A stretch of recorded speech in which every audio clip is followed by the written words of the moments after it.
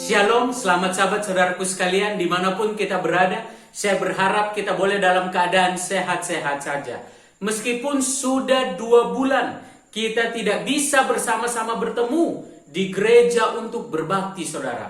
Tetapi saya berharap pada hari Sabat ini, dimanapun kita berada di tempat kita masing-masing, biarlah kita boleh berbakti dan menguduskan hari Sabat dengan penuh kesungguh-sungguhan dan dengan penuh sukacita. Saudaraku sekalian, kita tahu bagaimana dampak daripada wabah penyakit COVID-19 ini saudara. Banyak orang yang terinfeksi dan sakit, dan bukan hanya masalah soal seseorang itu terkena penyakit saudara.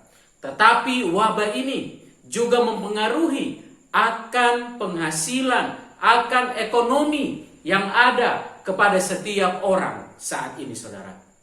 Ada oleh karena COVID-19 ini saudara, mereka harus diberhentikan dari pekerjaan mereka. Oleh karena tempat pekerjaan mereka pun tidak bisa mendapatkan penghasilan yang baik atau yang cukup sehingga bisa membiayai akan para pekerja. Dan saudaraku sekalian, masalah ekonomi saat ini melanda akan semua kalangan saudara. Bukan hanya kaum menengah, kaum bawah, tetapi kaum atas pun terkena akan dampak daripada COVID-19 ini saudara.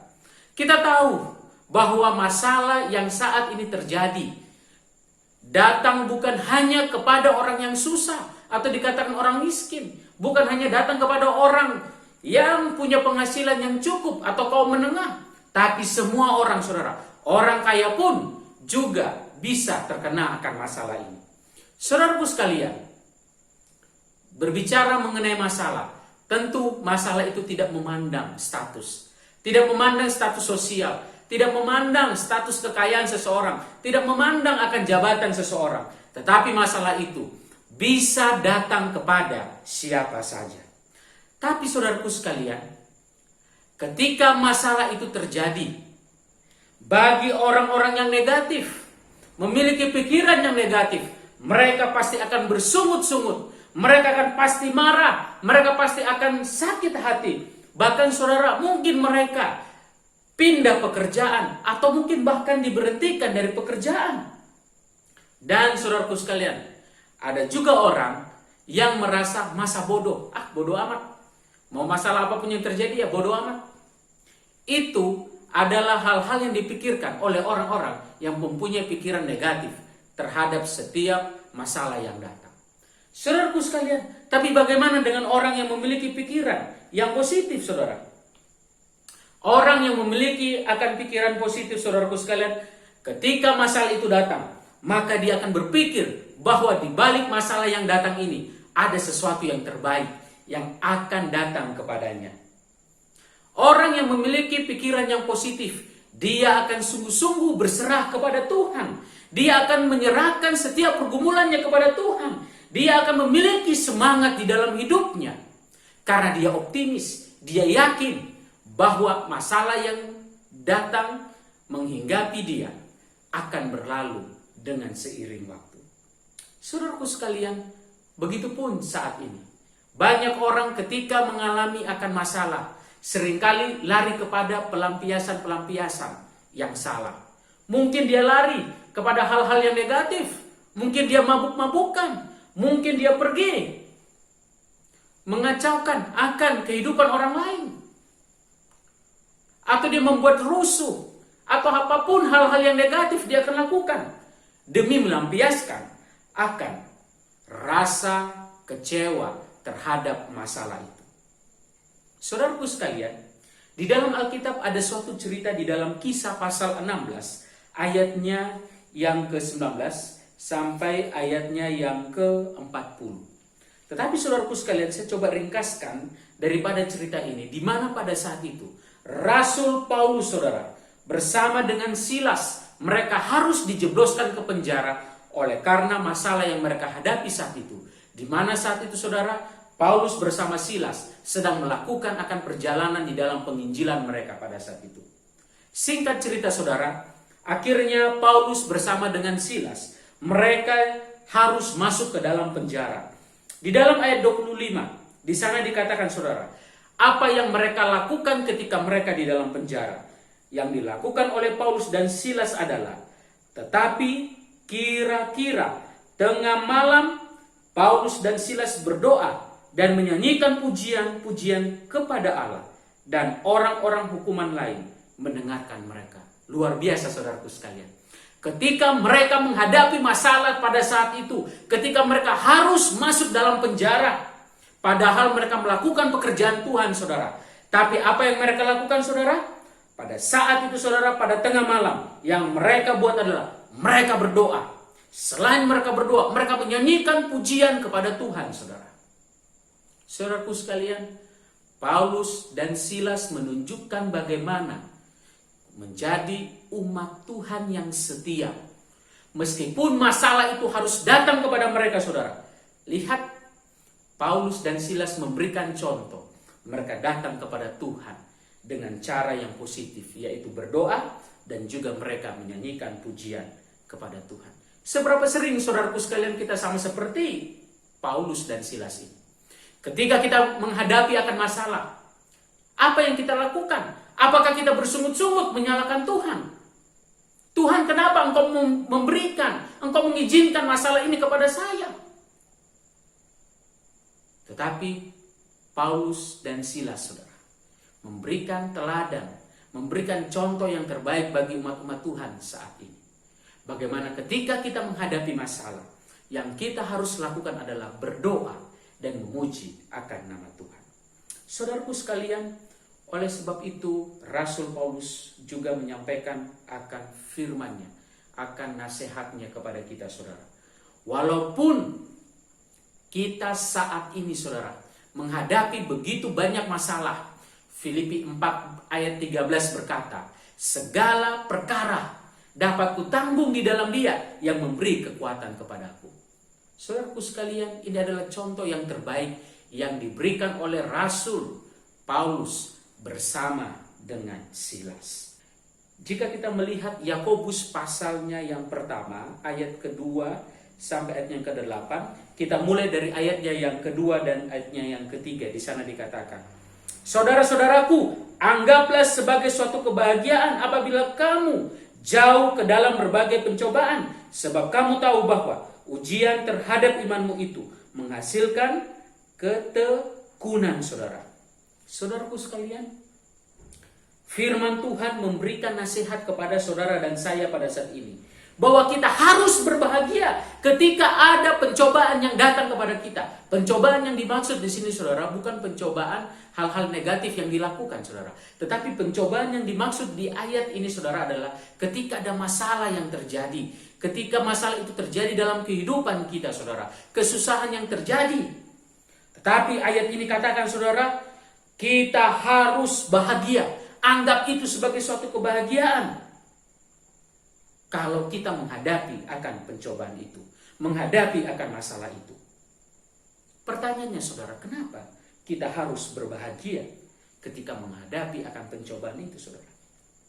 Ternyata saudaraku sekalian, di ayat yang ketiga itu dikatakan saudara, bahwa ketika pencobaan itu datang saudara, maka itu akan menjadi sebuah ujian terhadap iman kita saudara. Dan iman itu saudaraku sekalian akan menghasilkan ketekunan. Saudara, ternyata ketika kitab Yakobus ini katakan bahwa kita harus berbahagia, kita harus menganggap suatu kebahagiaan ketika menghadapi akan masalah saudara. Rupanya saudara, ketika masalah itu Tuhan izinkan datang kepada kita saudaraku sekalian, Tuhan izinkan itu agar iman kita saudaraku sekalian akan dibuktikan apakah kita tahan uji atau tidak. Dan saudaraku sekalian, apabila iman kita ditemukan adalah iman yang tahan uji, maka dikatakan saudara itu akan menghasilkan ketekunan. Maka saudaraku sekalian, di ayatnya yang keempat, maka kita akan lanjutkan saudara, dan biarlah ketekunan itu memperoleh buah yang matang, supaya kamu menjadi sempurna dan utuh dan tak kekurangan suatu apapun. Saudaraku sekalian, nasihat firman Tuhan mengatakan kepada kita saudara, ketika kita tekun di dalam mempertahankan akan kehidupan kita untuk selalu percaya dan menyerahkan hidup kita kepada Tuhan, maka dikatakan saudara, akan ada buahnya, buah yang matang itu saudara. Buah apakah itu saudaraku sekalian? Maka di dalam ayat yang keempat ini dikatakan saudara, di sana dikatakan bahwa buah itu adalah ketika kita akan menjadi sempurna, sempurna dan utuh, dan tidak akan kekurangan suatu apapun. Dan itu yang dikatakan oleh di dalam kitab Galatia 5 saudara. Kita bisa lihat perincian daripada buah roh itu saudara. Di mana kalau umat-umat Tuhan itu setia, umat-umat Tuhan itu tekun kepada Tuhan saudara, maka ketekunan itu akan menghasilkan buah itu saudara. Buah yang penuh dengan kasih, sukacita, kesabaran, dan seterusnya saudara. Sehingga saudara dikatakan ketika buah itu dihasilkan, maka itu akan dikatakan menjadi sempurna dan utuh dan tidak kekurangan suatu apapun saudara.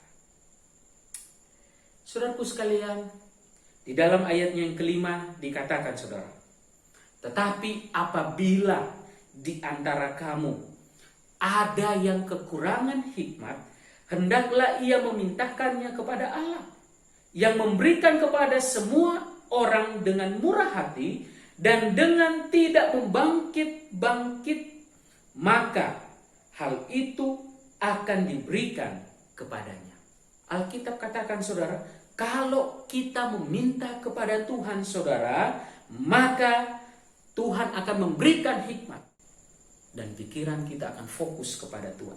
Sehingga ketika masalah itu terjadi saudara, maka Tuhan akan memberikan pertolongan-pertolongannya yang ajaib. Di ayatnya yang ke-6 saudara, maka akan dilanjutkan saudara.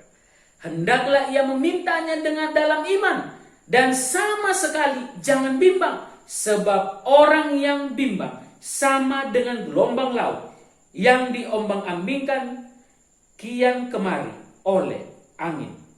Ketika kita meminta hikmat itu kepada Tuhan saudara, di ayat yang ke-6 dikatakan saudaraku sekalian, maka mintalah hikmat itu dengan iman. Artinya saudara, kalau minta dengan iman, jangan bimbang. Jangan bimbang. Kenapa saudaraku sekalian? Lihat kalau gelombang di lautan saudara, rasanya tidak apa saudara? Tenang. Akan oleng ke kiri, oleng ke kanan saudara. Tuhan mau agar umat-umat Tuhan pun saudara tidak bimbang ketika menghadapi akan masalah itu saudara. Tapi minta hikmat itu kepada Tuhan. Saudaraku sekalian, di dalam ayatnya yang ke-7 dan ayatnya yang ke-8 berkata saudara, orang yang demikian janganlah mengira bahwa ia akan menerima sesuatu dari Tuhan. Sebab orang yang mendua hati tidak akan tenang di dalam hidupnya. Saudaraku sekalian, Alkitab katakan kita juga pun saudara jangan juga mengira-ngira saudara. Ketika ada masalah itu terjadi saudara, jangan mengira-ngira, aduh apakah Tuhan ini tidak suka dengan saya saudara. Jangan saudara. Aduh kenapa kok saya harus seperti ini. Saya mulai mengira-ngira, lalu saya mulai salahkan orang lain saudara. Jangan seperti itu saudaraku sekalian. Tetapi Tuhan mau saudara, ketika masalah itu datang kepada kita, Tuhan mau agar umat-umat Tuhan meminta hikmat itu saudara. Supaya apa saudara? Supaya di dalam ayat yang ke-8 tidak mendua hati. Kenapa saudara? Kalau kita mendua hati, maka tidak akan tenang di dalam kehidupan kita. Saudaraku sekalian, pertanyaannya saudara, bagaimana kita sebagai umat-umat Tuhan untuk mendapatkan akan hikmat dari Tuhan? Maka apabila kita membuka di dalam Amsal pasal 3 saudara, ayatnya yang ke-5 saudara dikatakan, percayalah kepada Tuhan dengan segenap hatimu dan janganlah bersandar kepada pengertianmu sendiri. Percaya saudara, minta sama Tuhan, yakin kepada Tuhan saudara, minta dan Tuhan pasti akan berikan saudara. Nah, berbicara saudaraku sekalian mengenai tentang percaya, maka kita bisa lihat saudara di dalam Wahyu 14. Wahyu 14 ayat yang ke-12. Maka saudaraku sekalian kita akan temukan di sana dikatakan yang penting di sini ialah ketekunan orang-orang kudus yang menuruti perintah Allah dan iman Yesus. Jadi saudaraku sekalian, kalau kita mau mendapat hikmat dari Tuhan saudara, dan dikatakan kalau kita percaya kepada Tuhan, maka Wahyu 14 ayat 12 katakan, kita harus tekun, hidup kita harus tekun, menurut perintah Allah, firman Tuhan, dan tentunya menghidupkan akan iman Yesus itu saudara. Apabila saudara itu kita lakukan, saya yakin saudara, maka hikmat itu saudara akan diberikan kepada umat-umat Tuhan. Ayat Alkitab katakan saudara, bahwa pencobaan-pencobaan yang kita alami tidak pernah melebihi kekuatan kita saudara. Saudaraku sekalian, hanyalah damai sejahtera Allah yang dapat memelihara akan umat-umat Tuhan saudara. Yang dapat memelihara akan pikiran umat Tuhan. Saudaraku sekalian, walaupun saat ini saudaraku sekalian kita harus menghadapi akan masalah oleh karena wabah COVID-19 ini saudara. Tetapi saya mengajak kepada kita semua, dan saya juga rindu kepada diri saya sendiri saudara. Bagaimana saudaraku sekalian, kita serahkan semua masalah kita kepada Tuhan. Katakan kepada Tuhan, Tuhan, saya memiliki Tuhan yang besar, Tuhan yang hebat, yang sanggup menyelesaikan masalah-masalah saya. Jangan pernah katakan saudara, Tuhan saya terlalu banyak masalah yang besar. Jangan saudara, tapi katakan Tuhan kita yang besar, yang akan menyelesaikan akan setiap masalah-masalah kita. Saudaraku sekalian, dimanapun kita berada saat ini, marilah kita akan tetap percaya dan sungguh-sungguh kepada Tuhan saudara. Apapun yang kita hadapi saat ini, meskipun kita harus kehilangan pekerjaan, bahkan harus kehilangan akan nyawa kita saudara, oleh karena wabah COVID-19 ini saudara. Saya mau katakan saudara, marilah kita tetap memiliki keyakinan untuk tetap sungguh-sungguh percaya menyerahkan setiap pergumulan hidup kita ke dalam tangan Tuhan. Tuhan memberkati kita semua. Amin.